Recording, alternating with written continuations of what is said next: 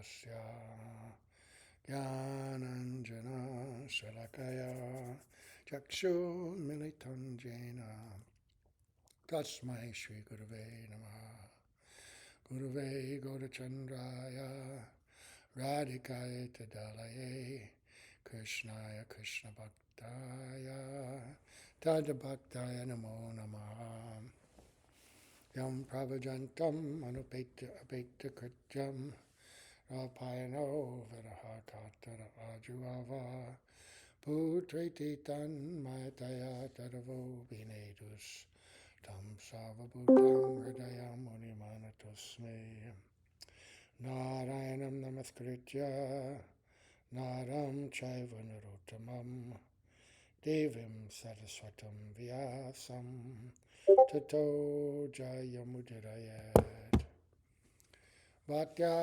Vihina Padada Lakshai Kiptaschakamari Tarangamadye Kripa Mahitvam Sharanam Prapanna Brinde Namaste Charanara Vindam Tave Vatsmi Najivami Tvaya Vina Iti Vigyaya Radhe Tvam Nayanam Charanandike Vancha Kalpatarubhascha Kripa Sindhubhya Evacha Patitanam Pavanebhyo Vaishnavebhyo Namo Namaha. So, continuing with the beautiful Madhurya Kadambini by Srila Vishwanath Chakravarti Thakur.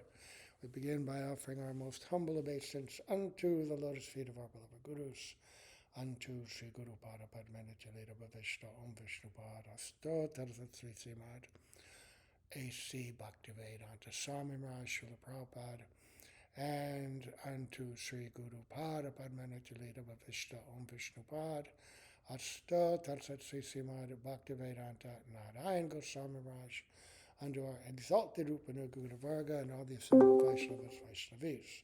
So, yesterday we heard about Lord Shiva and his special identity, right, as a independent controller, but connected with material energy, right? We're an independent entity. Anyway, in different ways we understand. So now we're going to hear about Lord Brahma, because there are three guna avatars, and yet there are differences, even though each of them is responsible. Lord Brahma is responsible for creation, the mode of passion. Lord Vishnu, transcendental personality totally, but responsible, overseeing the mode of goodness. And Lord Shiva, also a controller, right, an independent Ishvara, overseeing the mode of ignorance. Yeah. So, Vishwanath Chakravarti Thakur explains about Lord Brahma that he's also invested with the potency of the Supreme Lord. Furthermore, Srimad Bhagavatam states in the second chapter of the 23rd verse, first canto, Sattvam Rajas Tama iti Prakriter Guna. Goodness, passion, and ignorance are the three modes of material nature. The transcendental Lord of these three modes of nature, Sri Hari, in order to perform the three separate functions of universal maintenance, creation, and destruction, is known by the names of Hari, who is Lord Vishnu, Vininchi, Lord Brahma, and Hara, Lord Shiva, respectfully. That's why we have that beautiful deity in Navadvip, Harihara, right? That deity who is combined form of Lord Shiva and Lord Vishnu, half white and half black. Very extraordinary manifestation, right? A general understanding of this verse suggests that Lord Brahma, too, has the quality of godhood, Ishvarata. Yet, it should be understood that Brahma's godhood is a result of his being invested with the power, Shaktivesh, of the Supreme Lord Sri Krishna. Right, so he's like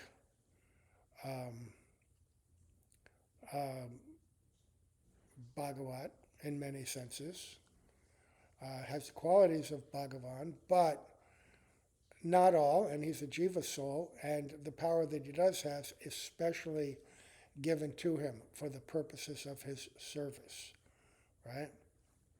He's invested with the power of the Supreme Lord. So we know him as Shakti-Avesh. Brahma Samhita states in the 49th verse, just as the sun partially manifests its energy in the jewel known as Suryakanta, similarly, Sri Govinda manifests some of his potency in a qualified living entity, who, as Brahma, creates the material universe. I worship that primeval Lord Govinda. And who's writing that? It's Brahma Samhita. The Lord Brahma himself is describing himself as a living entity qualified by, it said, 100 lifetimes of absolute perfect performance of Varnashram, right? Perfect. But also, it must be a devotee. So, very, very extraordinarily rare. I mean, to perfectly perform without any hitch or any mistake at all. At any rate, that person, despite being so qualified and so pure, why do they get that post? Because they still have this desire. This is a desire. Lord Brahma himself prays that about his misfortune, about having the desire to have this post, the leader of the universe, the creator of the universe. It's a great service, and yet it's a very subtle, rarefied kind of desire. Right? And it can also create some pride. Right? And Lord Brahma gets into a little trouble himself time to time. Our Lord Brahma, a great devotee, and the trouble that he gets into, like the stealing of the cowherd boys and all, we understand was motivated by, or was instigated, not by Mahamaya, but by Jogamaya. But still, he considered it an offense, that he had this desire to independently create a circumstance by which Krishna would show his mystic power, right? Show his godhood, right? So, anyway, we have a commentary here by Srila Narayan Raj. Lord Shiva's godhood is celebrated within scriptures such as the Puranas and Agamas. Lord Shiva is not the original controller, independent of Sri Hari. This is clearly stated in the Srimad Bhagavatam, and he quotes the same verse, 2nd chapter, 23rd verse of the first canto. Sattvam rajastama iti prakrtir gunastayar yukta para purusha ekahihasya date sityadaye harivaninchi hareti sangya shreyangsi tatra kalu sattvatanor nenamsyu. Material nature consists of three qualities: sattva, goodness; rajas, passion; and tamas, ignorance. Accepting these three, in order to perform the activities of creation, maintenance, and dissolution, the one non-dual Paramatma adopts the three names of Hari, Vishnu; Virinchi, Brahma; and Hara, Rudra, respectively. Even so, Sri Hari, who accepts the material mode of goodness, bestows the supreme benefit upon human society. Okay? So, now Srila Narayan Raj continues. The one supreme absolute truth manifests himself as Brahma, Vishnu, and Mahadev in order to create, maintain, and destroy the universe, respectively. Just think about this. What an extraordinary pastime. I mean, the Lord, like all the motivations, inspirations, interests that all the living entities have originate with the Lord, right? So we see in this world, we see artists, we see engineers, we see architects, right? We see city planners, all these different kinds of people, right? Different kinds of intelligence, different kinds of creative desire. That all comes from the Lord. And yet, and then we see that in this material universe, sometimes I find myself questioning, well, why does it have to be so complicated? It's material energy, because he has this desire when you study, as you drill down into the complexity of the universe on the molecular level, the deeper you go, the more astonishing it is. Right? Have you ever looked at study the structure and the nature of a cell, a single cell?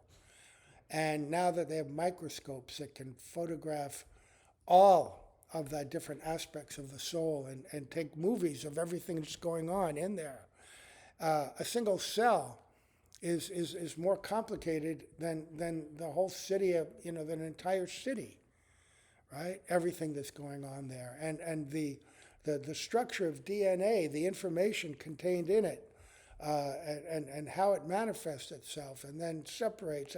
I mean, without getting into it in detail, Krishna is the most extraordinary creator, the most extraordinary engineer, the most extraordinary artist.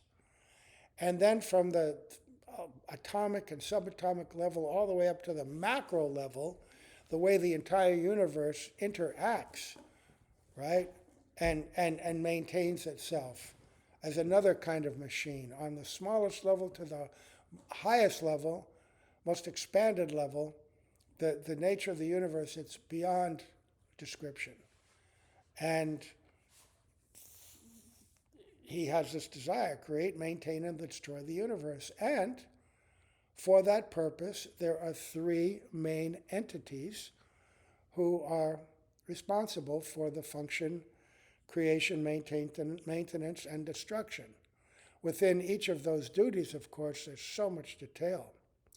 So all three of Brahma, Vishnu, and Mahadev are guna avatars of Parabrahma. Brahma is assigned the mode of passion, and Shiva is assigned the mode of ignorance. Unlike Sri Vishnu, they do not have the quality of being the Supreme Lord. Right? They bestow religiosity, dharma, economic development, artha, and sense gratification, kam. So their function, Brahma and Shiva within the universe, is different than the function of Lord Vishnu. Not just that they have different assignments, but the extent to which they can offer benediction in their roles. Now, of course, Lord Brahma has his role as a devotee, independent of his institutional identity as the creator of the universe, and Lord Shiva as well. Both have their own sampradayas, right? And in that context, of course, they can offer bhakti. But in their role as worshipable entities, deities, right, they bestow dharma, artha, kama, and Sri Vishnu, the guna avatar endowed with the mode of goodness, is able to bestow moksha, or liberation from maya. Here, Srila Vishwanath Chakravarti Thakur explains that in a general sense, this verse establishes that Brahma, like Shiva, also possesses the quality of a controller, but that is because he has been invested with the potency of Bhagavan. In other words, an aspect of the Lord's potency is conferred upon him. The Brahma Samhita states, and here's that verse, Bhasvanyatang sma sakaleshu najeshu teja sriyam kiyat prakatayat apyata varatra Ramaya esha jagadananda vidana karta govinda madi purusham tamaham bhajami. Just as the sun manifests its potency to a minute degree within jewels such as Suryakanta and invests in them the power to burn, similarly, Sri Govinda also infuses his creative potency within the secondary creator of the universe, Brahma. I worship that original personality, Sri Govinda. The extent of Lord Brahma's intellect we can't even begin to imagine. because all of those little fine details that we were alluding to on the subatomic level and then step by step up, the cellular level, this is all under the guidance and energy of Lord Brahma, right? So now the sadhak should understand that the glories of the Lord are comprehended according to the type of worship performed. Upasana Bedhe Jani Ishvara Mahima. This is from the second chapter of Adi Lila. Worship of the guna avatars, Brahma and Shiva, is mixed with the modes of material nature. It is not transcendental. It's not nirgun. It can bestow no more than religiosity, economic development, sense gratification, and liberation. See the difference between worshiping them as controllers. This is the result that you can get, material benefit.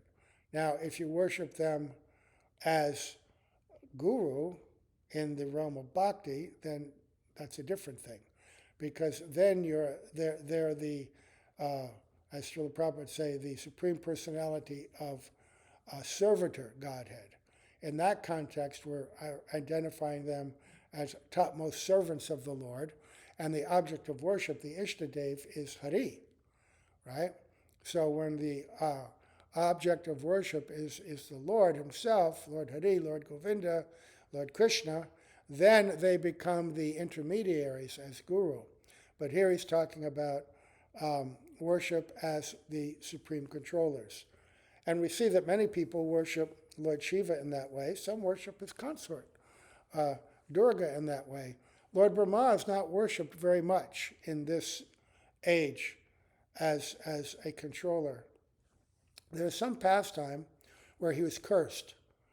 I can't remember that pastime. It's on the tip of it's behind one of the doors in the hallway of my memory.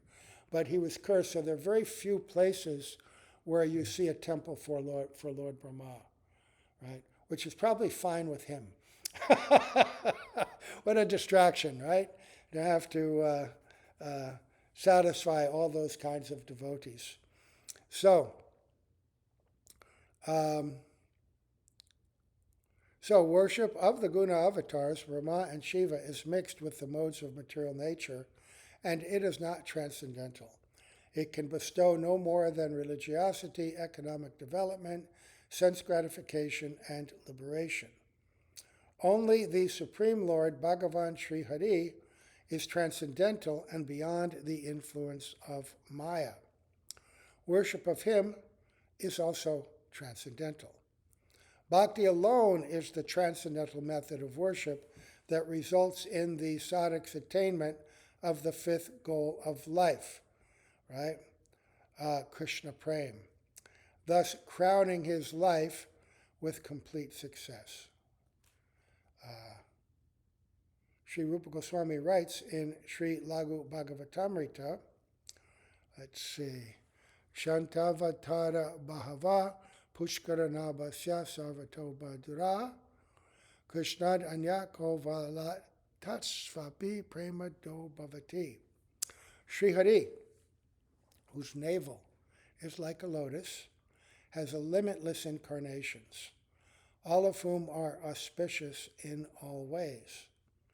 But who except Sri Krishna can give the gift of prem, even to vines, trees, and shrubs, let alone to conscious living entities? Wow. Who but Sri Krishna can give the gift of prem, even to vines, trees, and shrubs, let alone to conscious living entities? And then Srila Narayan Maharaj says, only Sri Krishna bestows prem. The author clarifies this topic later in this work. So in his appearance as directly as Sri Krishna, he bestowed prem some, not so much, but Krishna in his identity as Shachinandana Gaura Hari bestowed prem without limit, so liberally, to everyone, right? Anyone who connected with him. Even offenders were given prem by him. Not offenders to his devotees.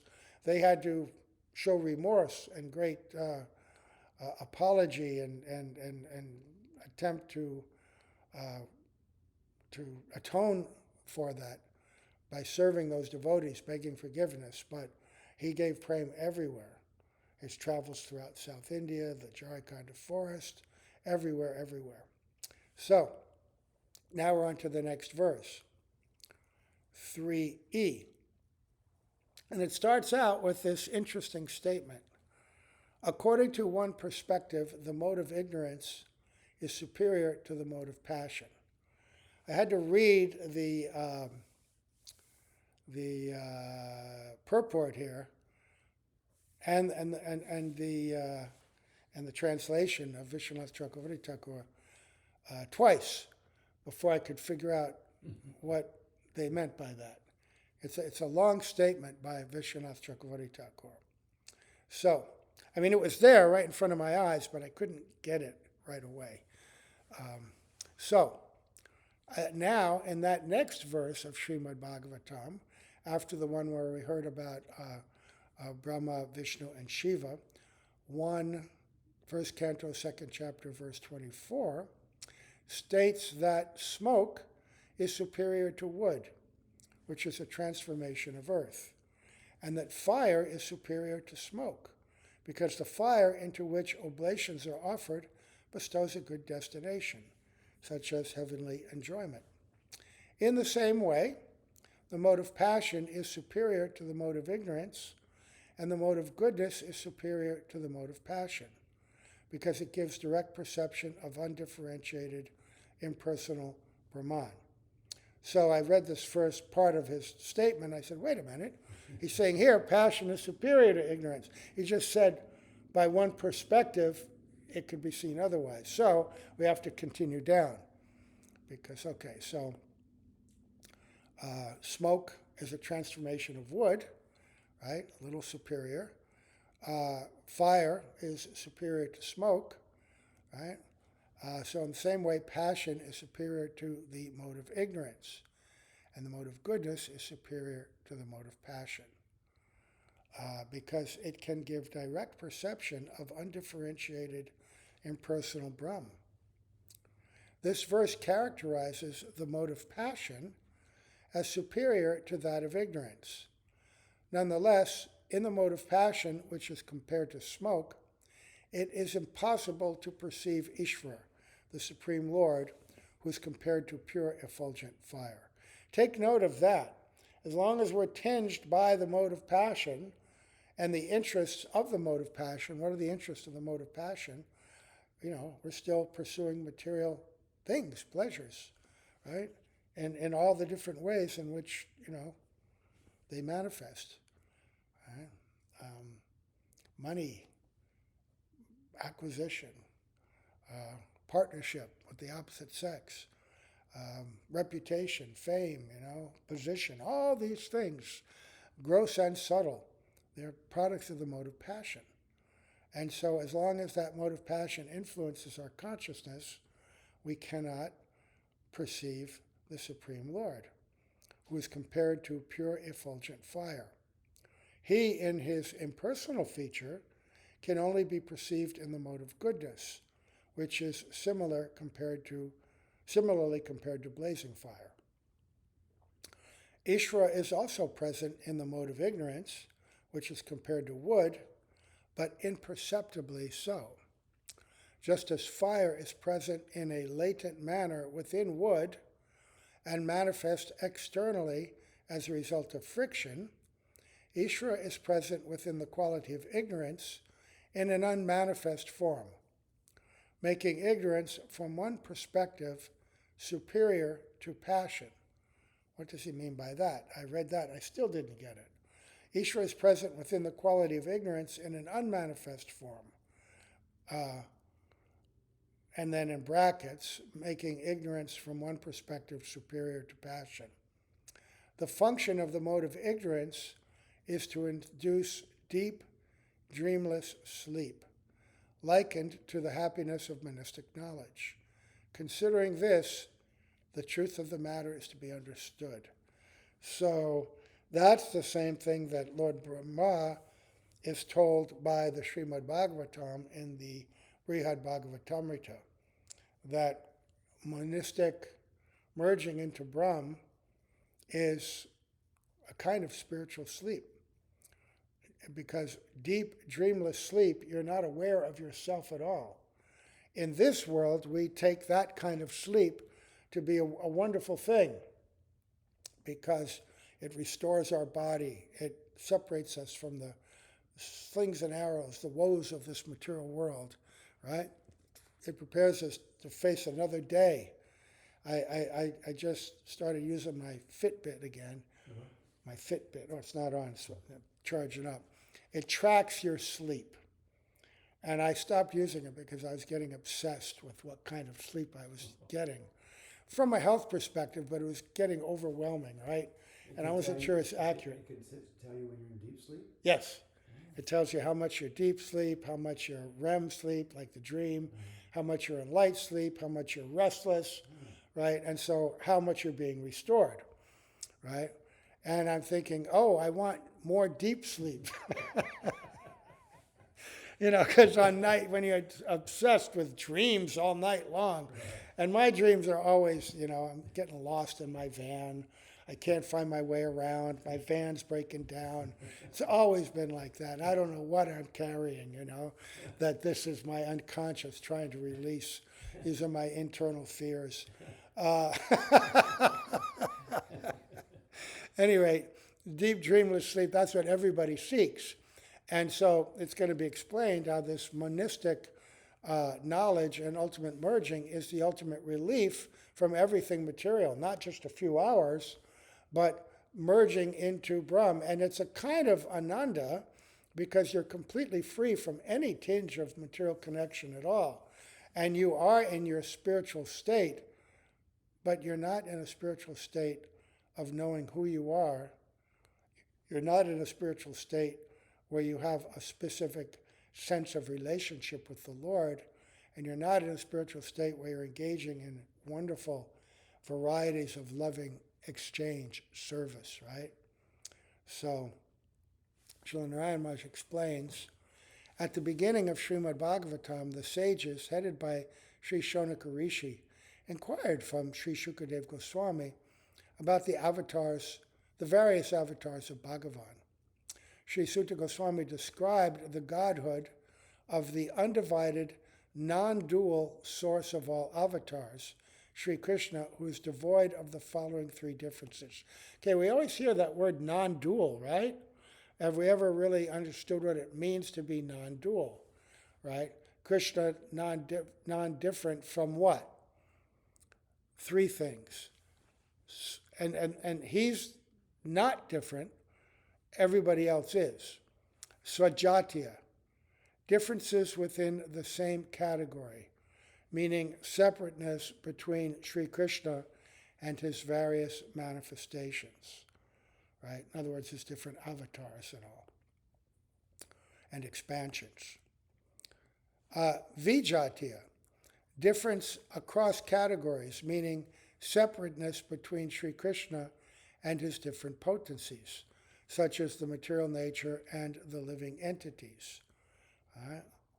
And Svagata, the difference within his own being, meaning separateness between Sri Krishna and any aspect of him, such as his names, form, attributes, and pastimes. So, right, so this is Shakti Mator Abedha,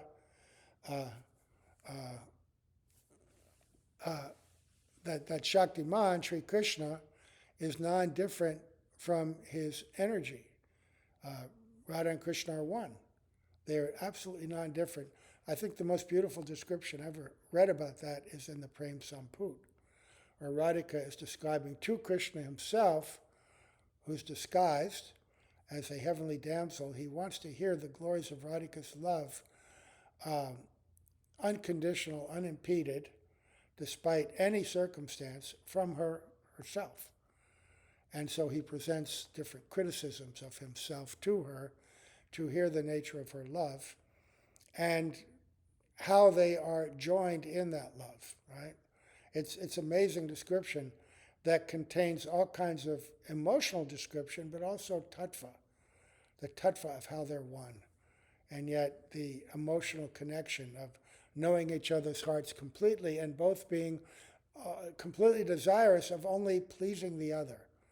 And that Krishna's energies are all part of that as well, as different manifestations of this Shakti to create the conditions by which they may exchange in that love. So he has various incarnations, right, to exchange love with all kinds of different living entities in all different kinds of pastimes. So he's, there's no swajatiya there. There's no difference between him and his incarnations. It's him in all these different identities and roles, but it's him. And the vijatiya, the difference between Krishna and his potencies, there is no difference. They are one. Radhika describes like a single lotus stem with two beautiful flowers coming from it, one golden and one blue, right? And even the material energy, right? Krishna describes these are also my Shaktis, my potencies. Bhagavad Gita, Bhumi Rapo Nalo Vayu, Kamano Buddha Eva Cha, right? Ahankara, Itiyame, Bina Prakriti Ashtada, right? And then the living entity. Aside from that, there's another, a superior potency. All the living entities, which are also my parts, right? So the material energy and the spiritual energy are also non-different. It's his separated energy, but it's his. Separated in the sense that it's, because we have the philosophy of achintya, beta, abeta, different and non-different. Separated in the sense that it's not unified in love, it's covered by the material energy, but it's never separate from him because he is there as well. It's his energy. He accompanies the living entity as the super soul, and he's within every atom as well. He's always, and he's all-pervading in his form of his energies and as the impersonal Brahman. So, and Svagata, the different aspects of Krishna that we know him as his names, his forms, how he shows himself, his attributes, his qualities, and his pastimes. This is very difficult. You can't understand this just by reading it. The only way to understand it is through realization. And we're involved in the process of sadhana. We're chanting Harinam, but right now we're chanting an abhas of Harinam, whether it's an offensive abhas or whether it's becoming a purified abhas. It's only when we come to Shuddhanam that the idea of the non-difference between Krishna and his name begins to become revealed. And the perfection of chanting Harinam is to see Krishna directly in his name. And as Rupa Goswami says, that he will dance on your tongue and you'll perceive that directly. Oh, I wish I had millions of tongues and millions of ears. One tongue, 2 ears is not enough to taste and serve Krishna with. So just as innumerable streams flow from an inexhaustible reservoir of water, the primeval absolute truth manifests unlimited avatars. In this way, Sri Krishna has been declared Swayam Bhagavan, the original form of Bhagavan, who has no source other than himself. Those who are conversant with tattva, ontological truths, refer to his bodily luster as Brahm, his partial expansion as Paramatma, the Supersoul, and his pastime expansion as Bhagavan Sri Narayan.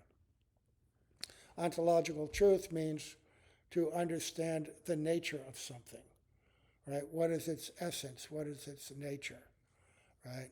Epistemology means the process by which truth is analyzed, a subject is analyzed, and understood. One is the process and one is the object of truth itself. So those who are conversant with ontological truth, his very nature, referred to his bodily luster as Brahm, his partial expansion as Paramatma, and his pastime expansion as Bhagavan Sri Narayan, right? Which means that he's expanded for different kinds of pastime. Narayan has pastimes within the Vaikuntha realm, right? So, in this way, the non-dual supreme absolute truth, Swayam Bhagavan Sri Krishna, performs many varieties of pastimes in this universe. As the cause of all causes, he performs the activities of creation, maintenance, and annihilation through his forms as the guna avatars, who preside over the material modes of nature, sattva, raja, and tama. As Sri Vishnu, the presiding deity of the mode of goodness, he maintains the universe. As Sri Brahma, the presiding deity of the mode of passion, he creates the material universe. As Lord Shiva, the presiding deity of the mode of ignorance, he destroys the creation. So even these different forms are manifestations of his infinite desire to taste ras in different ways, by empowering special jiva to become Lord Brahma, and through his energy to perform the function of creation, right? As Lord Shiva, his special kind of incarnation, he destroys, but also even he's responsible for the activating of the creation.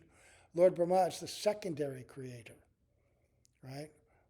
There's the primary creation of the universe where Lord Shiva, as Shambhu, activates the desire for creation and joins with his counterpart, Durga, and then step by step, by the influence of time and the desire, right? There's the ingredient cause, and then there's the, what is it? Nimictic and, oh God, should have, nimictic and, anyway, there's the instrumental and the ingredient. And the instrumental cause is like the potter, right? And the ingredient cause are the wheel and the clay. And the instrumental cause gives the direction and the initiative, and the ingredients form that by which the creation manifests itself. So Mahavishnu is the original ingredient and instrumental cause of everything, but through his energy and his semblance of his glance, Lord Shiva, Shambhu, carries the desire for material creation because he's capable of touching and interacting with the material creation. Mahavishnu is always separate and independent. And so he carries that desire as well as the living entities into that, and then injects them into the pradhan, the unmanifest state, which is the energy of his counterpart, Durga, and then combined he instills in her the desire, and then she becomes the secondary instrumental and ingredient cause, because from her the Mahatattva arises, and then three modes of material nature interact with that Mahatattva, and step by step all the different ingredients for the material energy are manifest one by one from gross to subtle. And the subtle forms of all the material elements, the senses which are perceived, which perceive the material elements and the qualities of each of the material elements, like sky or ether, right? What is the quality inherent with that? Sound, right?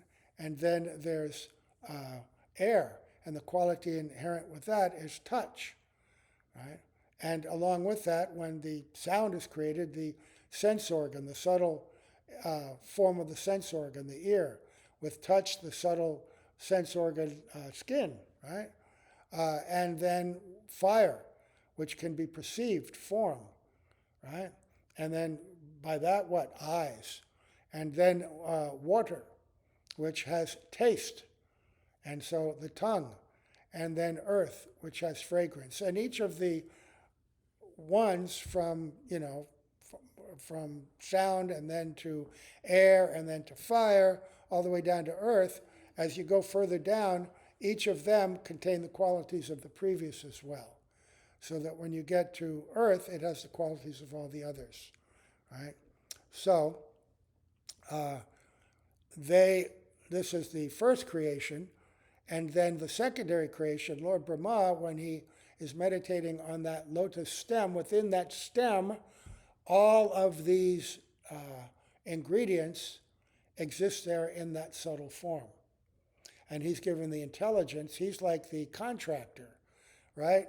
And so he gets the blueprint and all the ingredients to do it, and the energy to take it all and put it into manifest form, not just its subtle form, but the manifest form of all the bodies, all the planets, everything that we see. So, although Sri Vishnu is the presiding deity of Sattva-gun, he always remains aloof from and uncovered by that mode. Shiva, however, remains covered by Tamagun and Brahma by Rajagun. Because the modes have different functions, because the modes have functional differences, it has been explained that the mode of passion is superior to the mode of ignorance, and the mode of goodness is superior to the mode of passion. An example of this is given in the Srimad Bhagavatam. Smoke is superior to wood because smoke moves, while wood does not. Also in smoke, one experiences a small amount of heat. Fire is superior to smoke because in fire there is illumination, right? And more heat, right? In the same way, the mode of passion is superior to the mode of ignorance, and the mode of goodness is superior to the mode of passion. The mode of goodness is also superior because it can lead to realization of impersonal Brahm.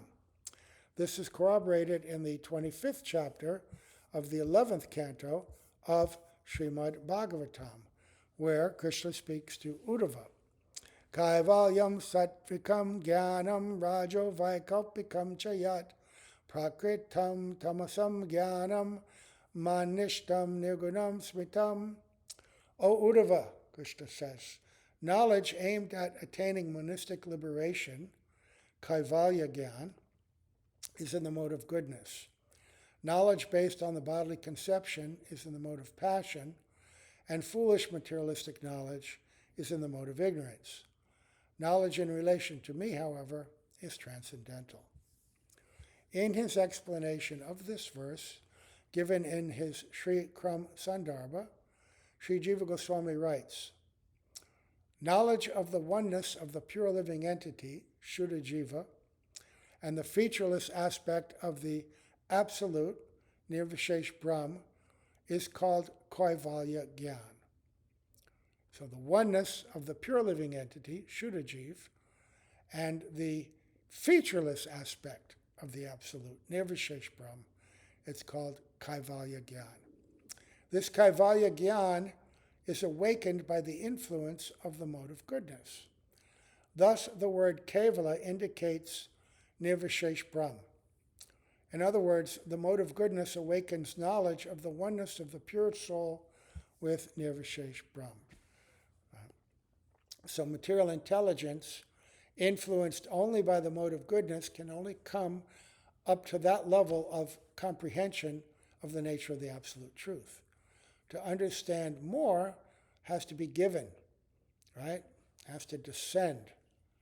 So, Srila Vishwanath Chakravarti Thakur makes the point that firewood is compared to the quality of ignorance, smoke to the quality of passion, and blazing fire to the quality of goodness.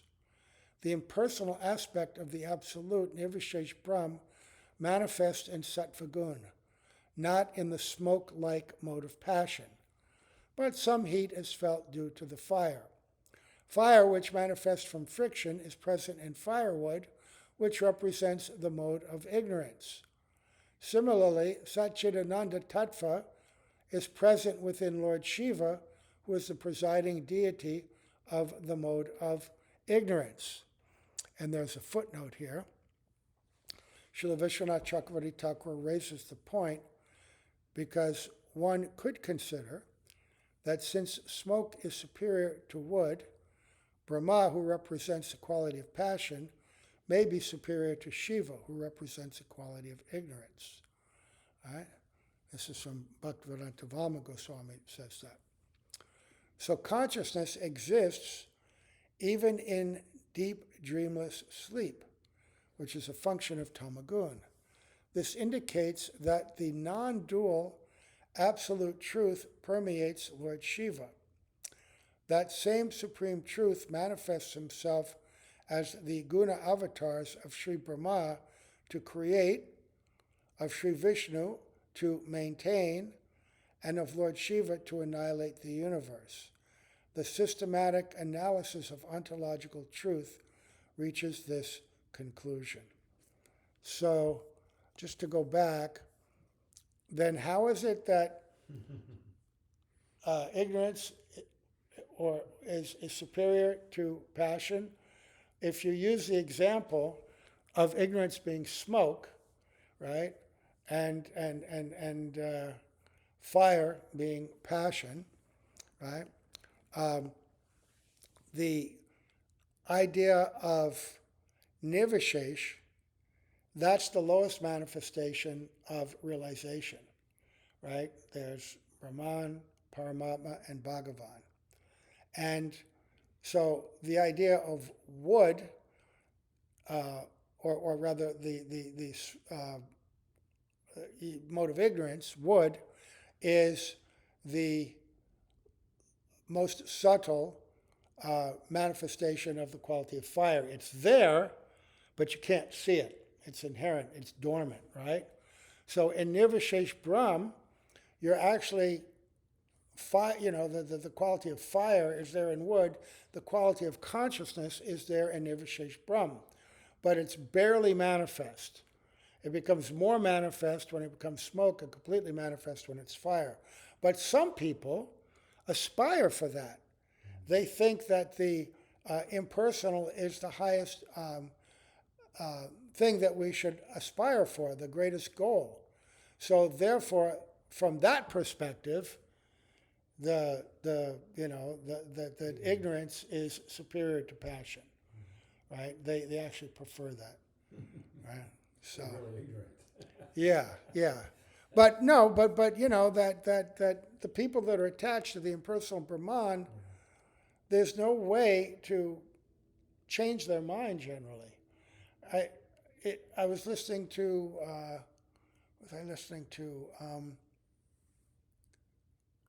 which was it? Where anyway, the subject matter was sixth chapter again, Jaiva Dharma, one of my favorite chapters, talking about how something is understood, because they were talking about bhakti, and how do you grasp bhakti, how do you understand it, how do you become qualified for it? Through faith. Faith is the only qualification to take up bhakti. That to take up the different limbs of varnashram, to be situated in them, requires a status related to birth and qualities, right? You're understood. But someone who's born outside of that system is generally not qualified to enter into it, right? So karma is the qualification for your, position in varnashram. But those who are outside of varnashram, who don't have that qualification, like low-born people, like meat-eaters, mechas, yavanas, they can become qualified by bhakti, because the qualification for bhakti is transcendental faith. And transcendental faith is based on, initially, shraddha, shraddha in scripture, which is awakened by hearing from pure devotees or engaging, even unknowingly, in relation to actions of devotion, right? So this kind of sukriti, agyata, unknown sukriti, by contact with devotees and acts of devotion. When that builds up, one begins to develop faith. And then he says, faith is that by which anything is understood.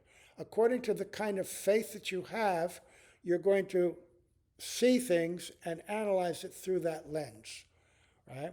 Which is why, say in the realm of politics, People have faith. I'm of this party, I'm of that party. They both look at the lens of the world situation, and according to their belief system, if the other people are in charge, not their party, everything they see they're going to criticize. Right? Oh, this is very bad. Even if it's a policy that they formally supported, if it's being done by the other guy, oh, this is no good. It's completely insane to see that. You can see them speaking on film at one time, supporting a policy. Now somebody else is instituting it, and then they criticize it because they have faith which governs their vision.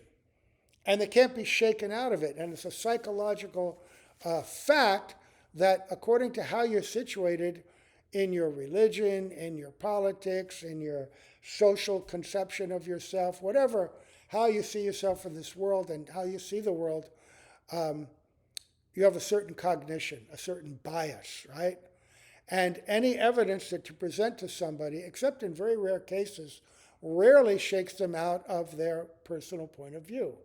They'll even turn it on its head to directly reinforce their point of view, or they'll just ignore it completely, citing, oh, well, where'd you get that information? From this source, that source. Cognitive bias, right?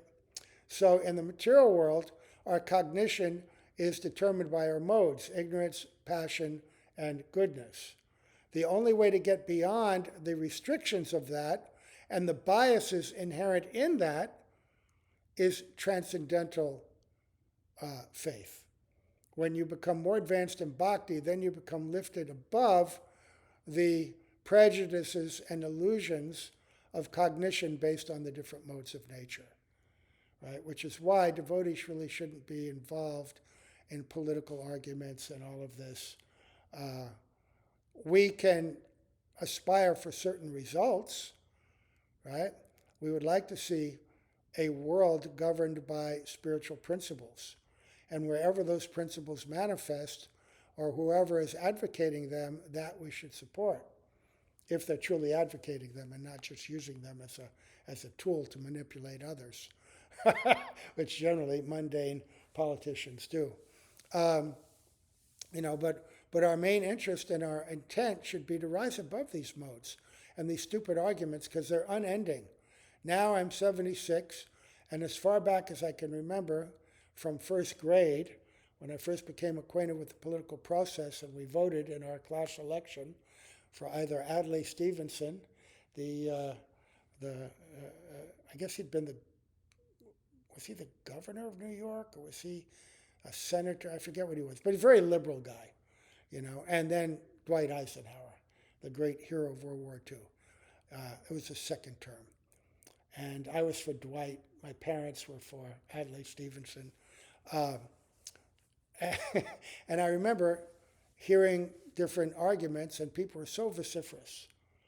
And then the next one was Kennedy and Nixon, and then Johnson, and just every year, And every time everybody's bemoaning, oh, now everything is going to be ruined. This guy's in charge. Everything's going to be ruined. That guy's in charge.